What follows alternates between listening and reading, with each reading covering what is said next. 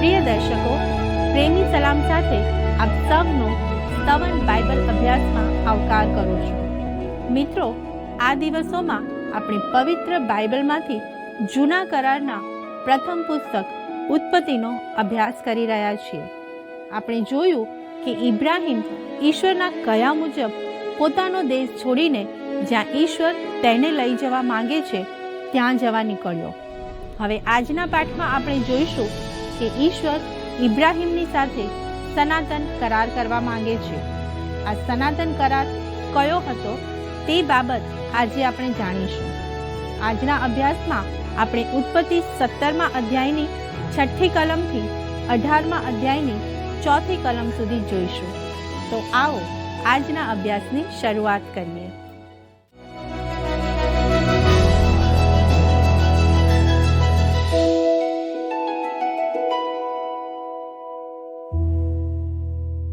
કેમ છો દર્શક મિત્રો?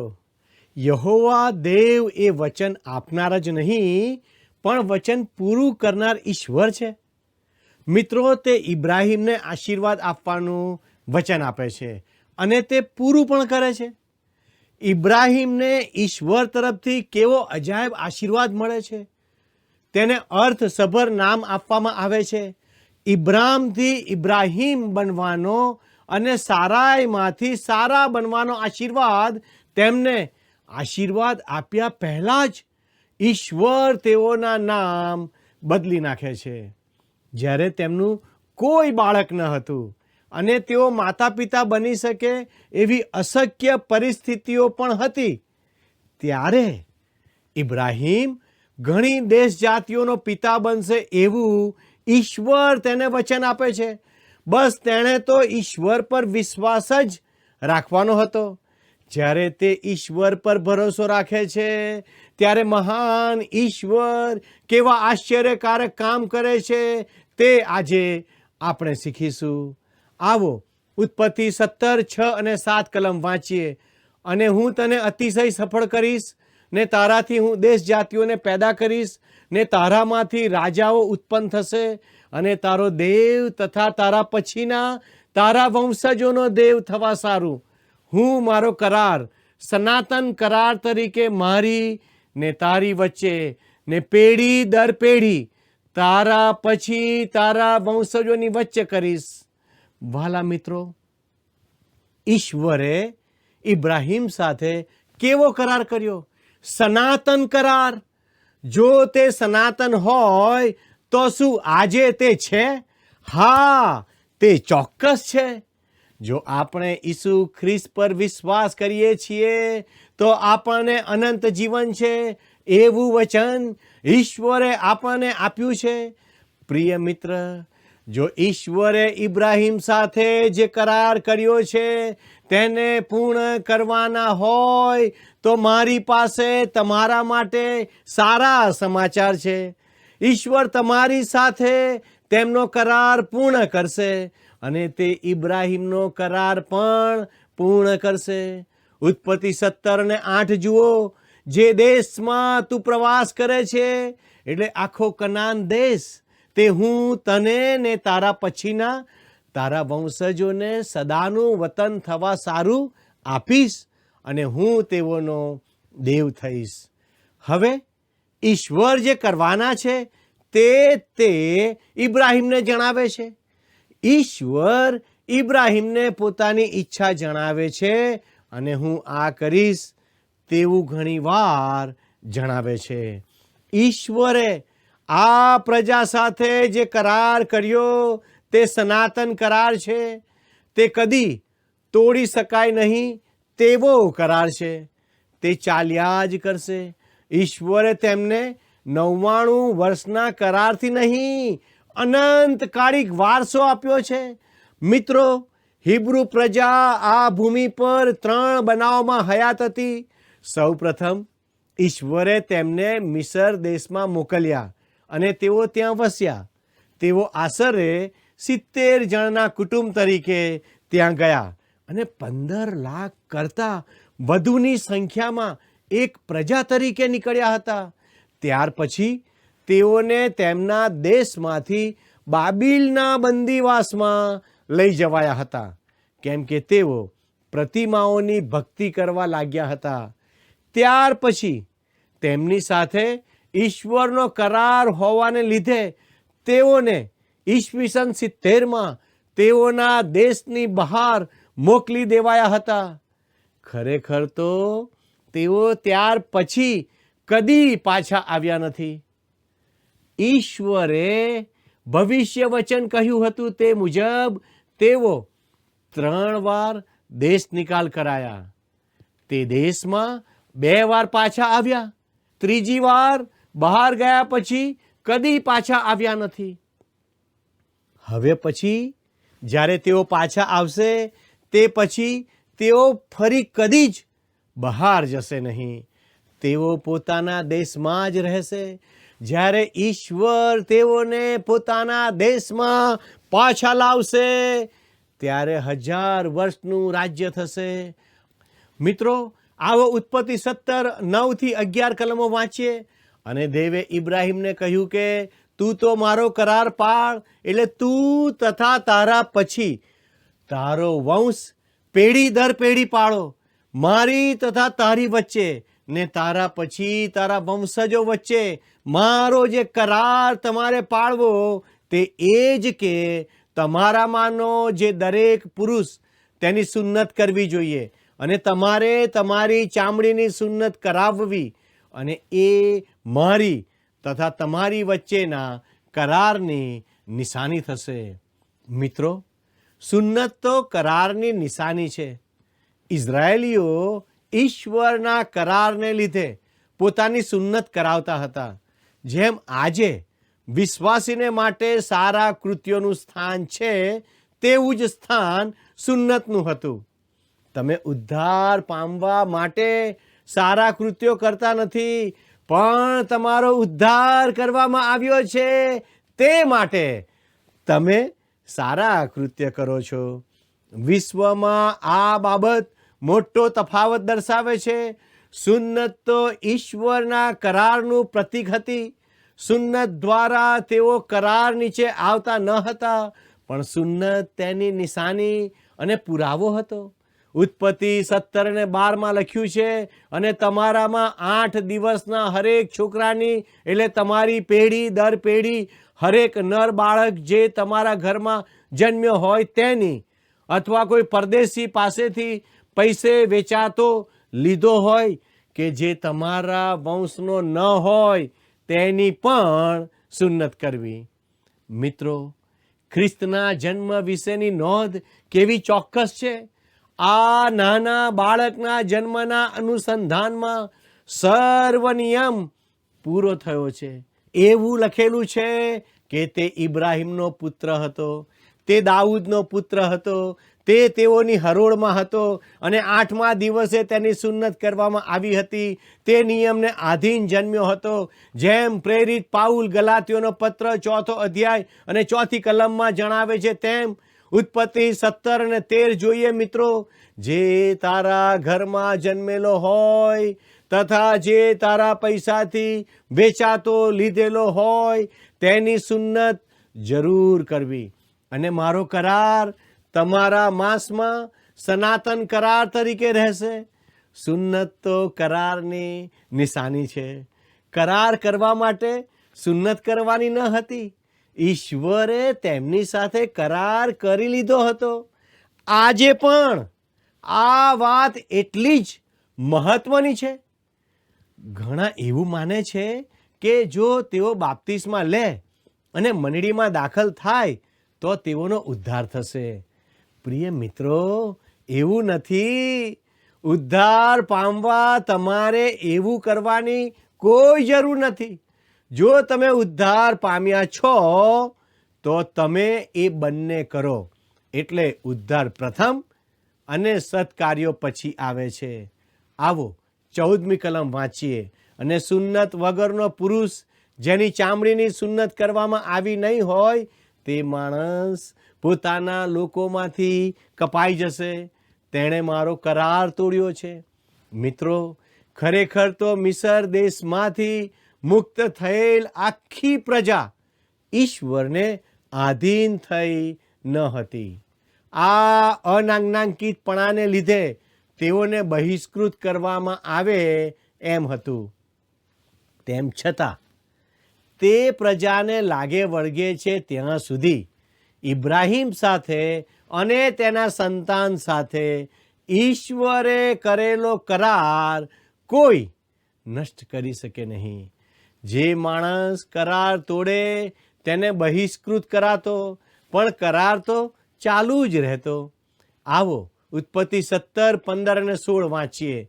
પછી દેવે ઇબ્રાહિમને કહ્યું કે તારી સ્ત્રીનું નામ સારાઈ ન કહે, પણ સારા તેનું નામ થશે, અને હું તેને આશીર્વાદ દઈશ, ને હું તને તેને પેટે દીકરો આપીશ.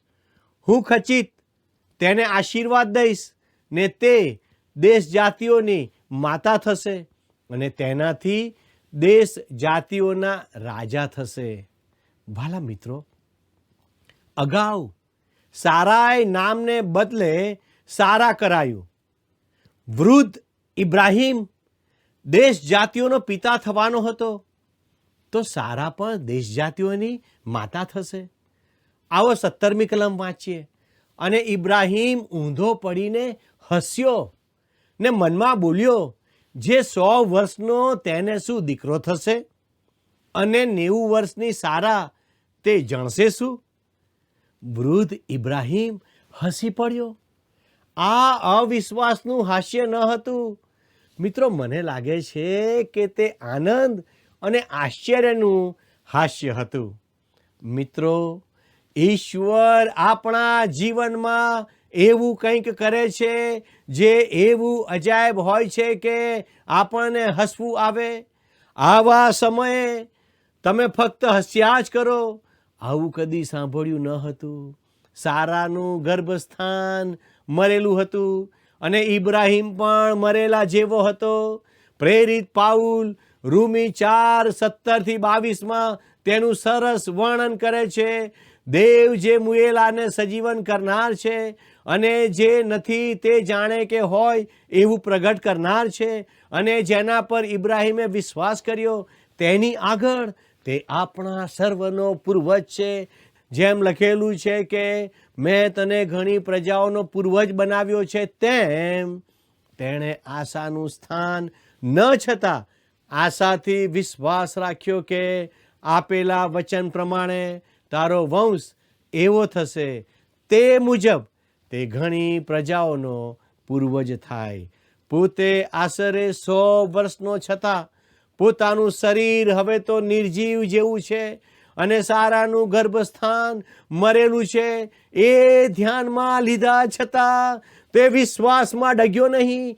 હા, દેવનું વચન ધ્યાનમાં રાખીને તેણે અવિશ્વાસથી સંદેહ આણ્યો નહીં, પણ દેવને મહિમા આપીને તથા જે વચન તેણે તેને આપ્યું હતું તે પૂરું કરવાને પણ તે સમર્થ છે, એવો પૂરો ભરોસો રાખીને તે વિશ્વાસમાં દ્રઢ રહ્યો.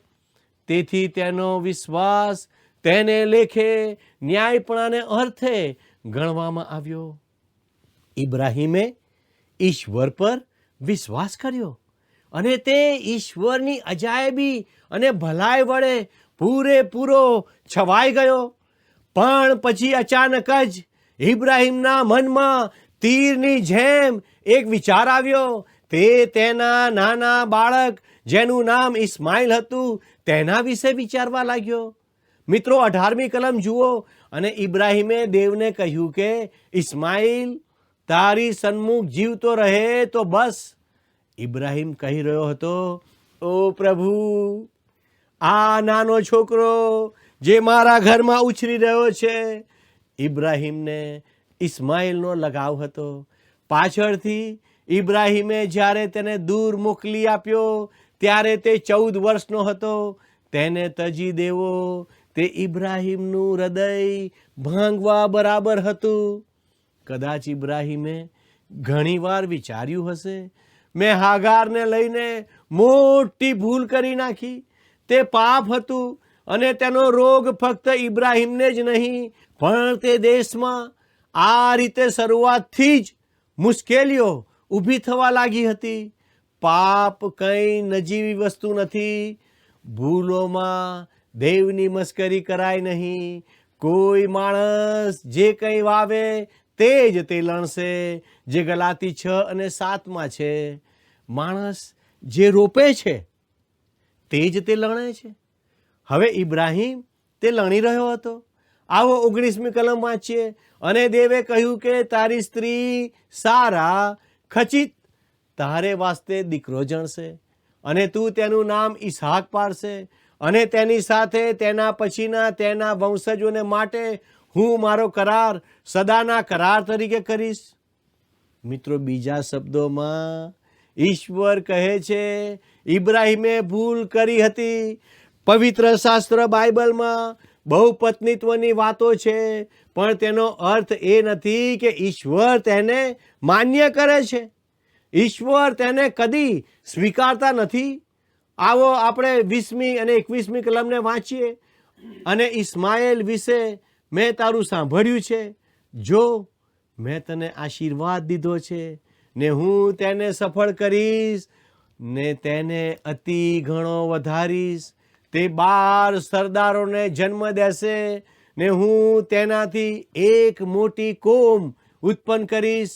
પણ ઈસહાક, જેને આવતા વર્ષમાં ઠરાવેલે વખતે સારા તારે સારું જણશે, તેની સાથે હું મારો કરાર સ્થાપીશ.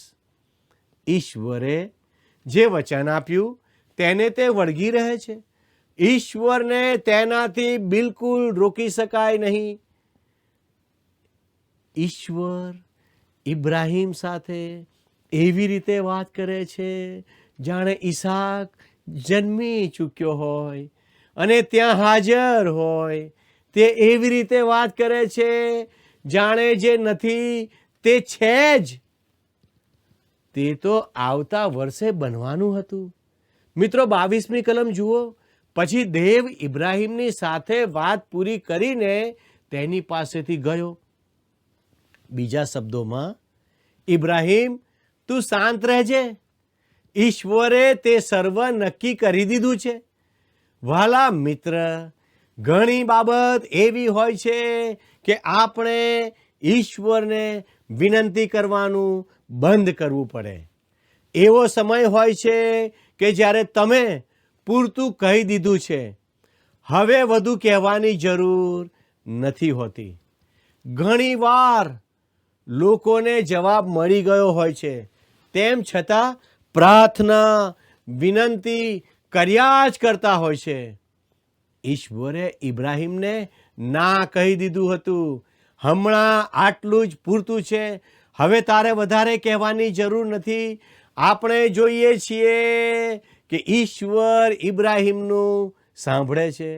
તેમ છતાં તેમના કરાર સંબંધી જે વાત છે તે ઈસહાક સાથે કરવા માગે છે, ઇસ્માઇલ સાથે નહીં.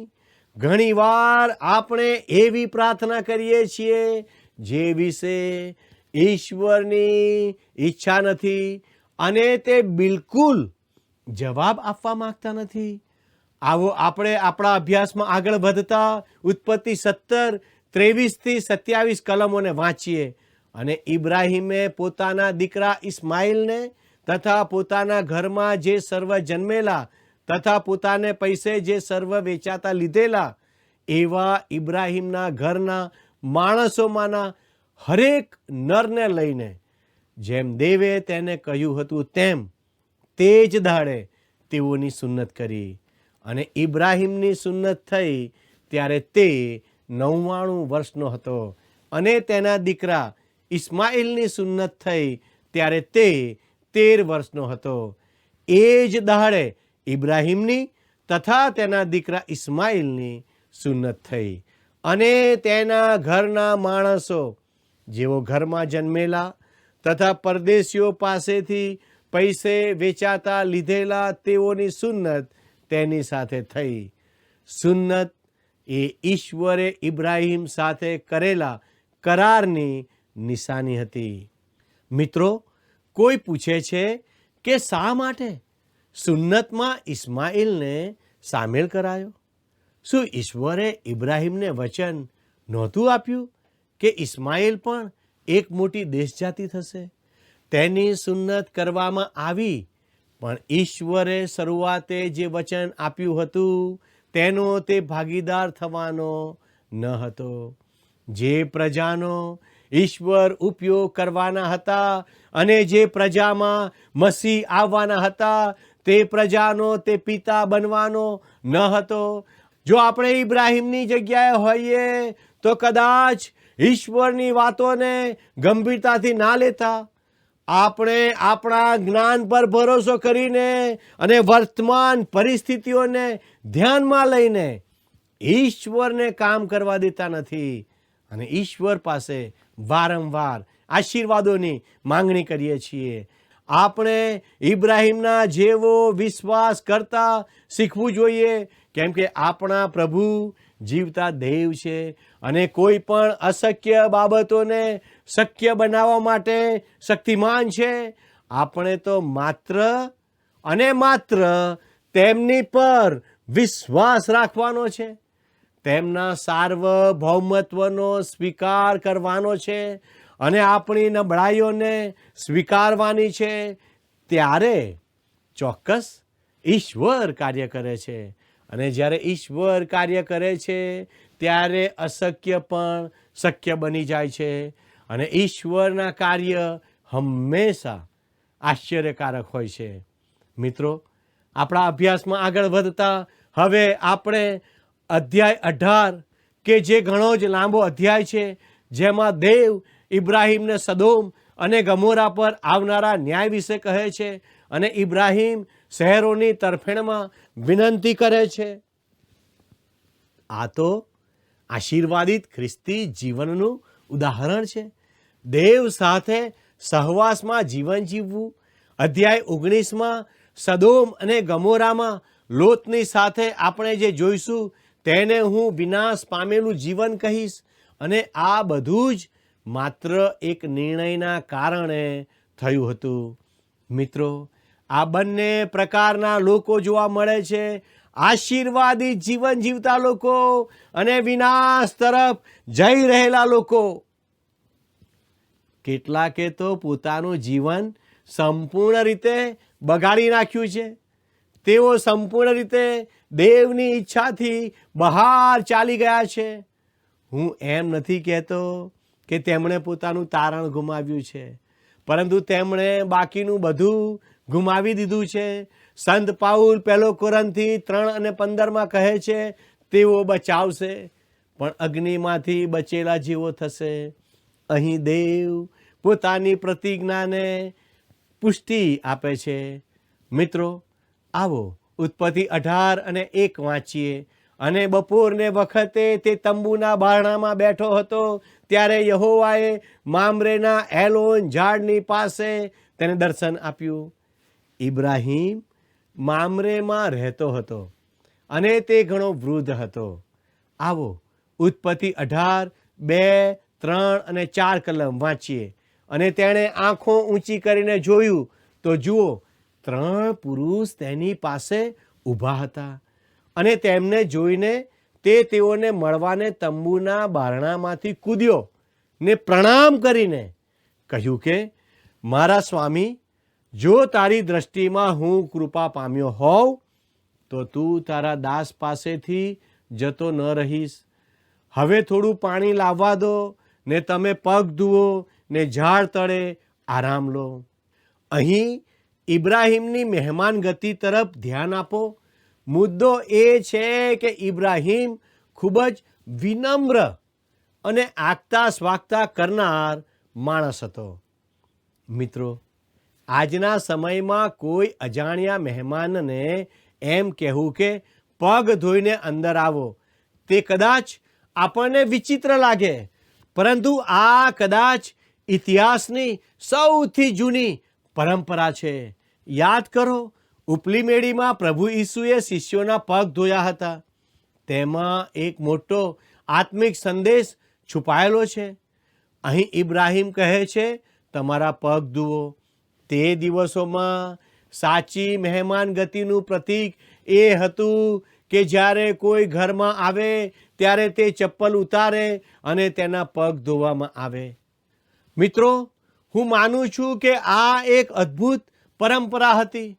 પગરખાં ઉતારવા, પગ ધોવા અને ઝાડના છાંયડા નીચે આરામ કરવો, આનાથી ખરેખર ઘરે આવ્યા હોય તેવો અનુભવ થાય.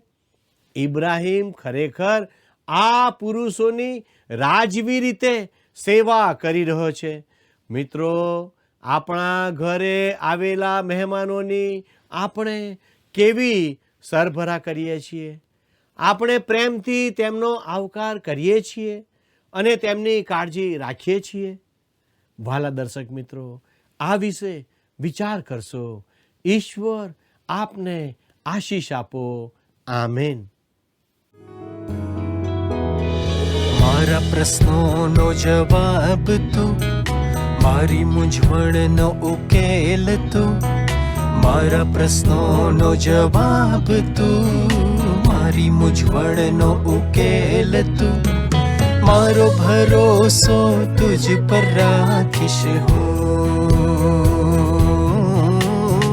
બીક લાગે ત્યારે તુજને શોધીશ હું.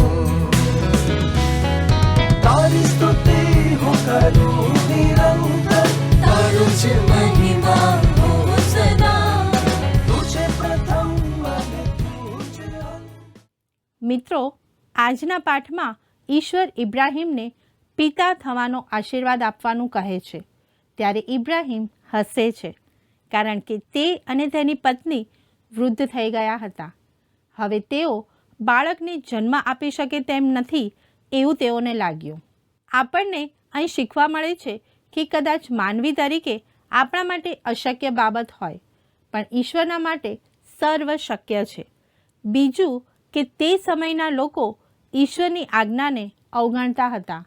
માટે ઈશ્વરે ઇબ્રાહિમને આજ્ઞા આપી કે તારાથી જે દેશ જાતિ ઉત્પન્ન થાય તેના દરેક પુરુષની સુન્નત કરવી. આ સુન્નત એટલે ઈશ્વરના નિયમને આધીન થવું અને ઈશ્વરે આપેલા કરારને પાળવો.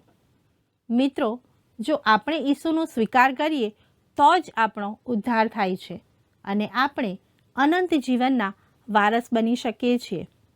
ઈશ્વરના કયા પ્રમાણે જીવન જીવવાથી અને વિશ્વાસ રાખવાથી તમે પણ અનંત જીવનના ભાગીદાર બની શકો છો. મિત્રો, આજનું પ્રસારણ જો આપને ગમ્યું હોય તો અમને એક ફોન જરૂરથી કરશો. અમારો સંપર્ક નંબર છે 94 29 37 56 10. મિત્રો, આજનો પ્રશ્ન છે, ઇબ્રાહિમને 3 પુરુષોની મુલાકાત ક્યાં થઈ? એ. મામરેમાં, બી. કનાનમાં, સી. મિસરમાં, ડી. ઉર દેશમાં. મિત્રો, ગત પ્રશ્નનો જવાબ છે ડી. 86. મિત્રો, આજના પ્રશ્નનો જવાબ અને આપના પ્રતિભાવો અમને જરૂરથી મોકલી આપશો. આભાર. શું તમને આ કાર્યક્રમ ગમ્યો? અત્યારે જ અમને મિસ કોલ કરો.